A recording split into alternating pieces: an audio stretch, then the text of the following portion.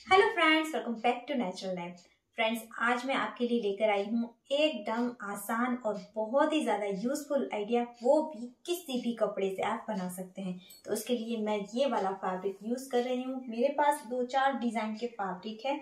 ये एक दुपट्टा है, ये भी बहुत ही ज्यादा अच्छे से डिजाइन का है। इसका भी यूज हम इस तरीके का, अगर कोई दुपट्टा है आपके पास तो उसका यूज कर सकते हैं। इस तरीके का कोई भी प्रिंटेड फैब्रिक है आपके पास तो उसका यूज आप कर सकते हैं, या अपनी पसंद का कोई भी कपड़ा यूज कर सकते हैं। लेकिन मैंने जो डिजाइन देखी थी उसके हिसाब से मुझे ये वाला कपड़ा सही लग रहा है। ये देखिए, ये एक मस्त सा शॉपिंग बैग है जो कि फोल्डेबल है और इसी को मैं बना रही हूँ। ये 400 का बैग है और हम इसे बनाएंगे बहुत ही ज्यादा कम खर्च में।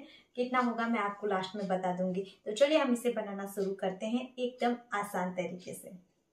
तो आपको लेना है अपनी पसंद का फैब्रिक, और ये फैब्रिक मैंने 1/2 मीटर लिया है और इसे मैंने फोल्ड करके रखा है और बंद साइड से 17 इंच पर मैंने मार्क कर लिया है और यहाँ से मैं इस तरीके से इसे सीधा कट कर लूँगी। अब यहाँ साइड से जो 2 स्ट्रिपें निकल रही है उसे बाद में हम हैंडल के लिए इस्तेमाल करेंगे। और जो एक्स्ट्रा फैब्रिक था मैं ऑलरेडी पहले से ही कट कर दिया है। साइड से मैंने 17 इंच रखा है, तो यहाँ पर हमें 17 इंच यानी कि आधी मीटर से भी थोड़ा सा कम फैब्रिक की ज़रूरत पड़ेगी। अब इस फैब्रिक के साइज़ का ही मैंने फोम लिया है और नॉन-वन लिया है एज अ अस्तर। अब ये बैग जो है स्पेशल किसी के ऑर्डर की है, इसीलिए मैंने यहाँ पर फोम और नॉन-वन का इस्तेमाल किया है। अगर आपके पास फोम नॉन-वन नहीं है तो नॉर्मल कपड़ा यूज़ कर सकते हैं एज अ अस्तर, और फोम की जगह पर राइस बैग या फिर आटा बैग का इस्तेमाल कर सकते हैं। अब इन तीनों को सिलाई करके मैंने अटैच कर लिया चारों साइड से, और फिर बीच में भी इस तरीके से दोनों साइड से सिलाइयाँ करके मैं क्विल्ट बना लूँगी। तो लास्ट में मैं आपको ये भी बताऊंगी कि इसमें मुझे टोटल खर्च कितना हुआ और इसे मैं कितनी प्राइस में बेचने वाली हूँ।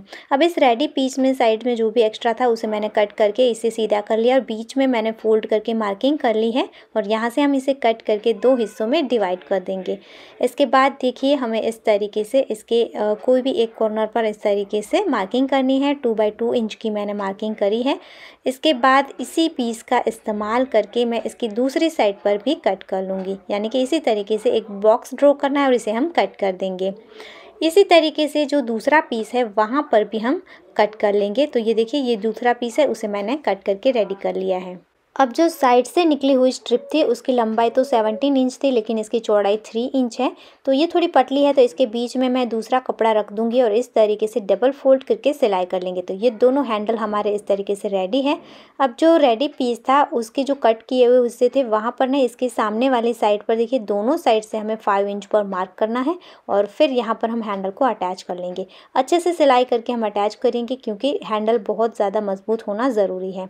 अब मैंने कोई भी बचा हुआ कपड़ा ले लिया है, पहले यूज़ करने के बाद बचा हुआ था, तो यहाँ बीच में मैं फोम रख दूंगी और इसमें मैं मेज़रमेंट आपको दिखा दूं तो 8x5.5 इंच का है। इसमें थोड़ा सा आप कम भी कर सकते हैं, मैंने जितना पीस था उतना ले लिया। अब इस तरीके से मैंने इन तीनों को अटैच कर लिया है, बीच में सिलाइयाँ कर ली है। बीच से फोल्ड करके इस तरीके से थोड़ा सा मैं कर्व शेप दे दूँगी और इसे हमें कट कर देना है।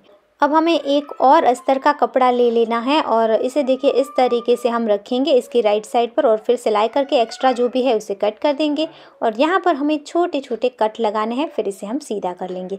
सीधा करने के बाद आपके पास अगर मैग्नेट बटन है तो वो लीजिए या फिर वेलक्रो लीजिए, और यहाँ पर एक हिस्से को हम वेलक्रो के अटैच कर लेंगे और साइड में भी सिलाई कर लेंगे। तो ये इस तरीके से रेडी हो चुका है। अब इस पीस को कोई भी एक पीस पर हम अटैच करेंगे, तो हैंडल के बीच में इस तरीके से हमें इसे अटैच कर लेना है। उसके बाद हम लेंगे जिप और जिप को राइट साइड पर उल्टी रखेंगे, कपड़े की राइट साइड पर उल्टी रखकर सीधी सिलाई कर लेनी है। उसके बाद सेकंड साइड पर टर्न करके जो हैंडल और अटैच की हुई फ्लैप है उसे आगे की तरफ खींचकर हम यहाँ पर प्रेस स्टिच कर लेंगे। उसके बाद दूसरा पीस लेंगे, उसे हम जिप की राइट साइड पर रखेंगे उल्टा, और यहाँ पर भी हम सिलाई कर लेंगे और प्रेस स्टिच कर लेंगे। अब देखिए, जो वेलक्रो का दूसरा पीस था उसे हम इस तरीके से इसके सेंटर में यहाँ पर सेट करेंगे और सिलाई कर लेंगे। तो ये हमारा वेलक्रो अटैच हो गया। उसके बाद हम रनर को ऐड कर लेंगे, तो यहाँ रनर भी ऐड हो गया है। उसके बाद देखिए, दोनों राइट साइड को हम इस तरीके से रखेंगे और यहाँ तीनों साइड पर सिलाई कर लेंगे। राइट साइड को अंदर की तरफ रखकर सिलाई हो गई है। अब हमें एक कपड़े की स्ट्रैप लेनी है और इसे हम इस तरीके से अटैच करेंगे, फिर सेकंड साइड पर टर्न करेंगे और डबल फोल्ड करके यहाँ सिलाई करेंगे। इसी तरीके से इसकी तीनों साइड को हम फिनिश कर लेंगे। तो देखिए तीनों साइड पर हमने स्ट्रिप को अटैच करके फिनिश कर लिया है। अब इसके कॉर्नर को हमें इस तरीके से पकड़ना है और यहाँ पर हम सिलाई कर लेंगे। तो इस तरीके से आप ध्यान से देख लीजिए, बहुत ज़्यादा इजी है। इस तरीके से मैंने दोनों कॉर्नर पर सिलाई कर ली है और यहाँ पर बीच में जैसे हमने स्ट्रिप अटैच करी थी वैसे ही यहाँ दोनों कॉर्नर को भी हम स्ट्रिप अटैच करके फिनिश कर लेंगे।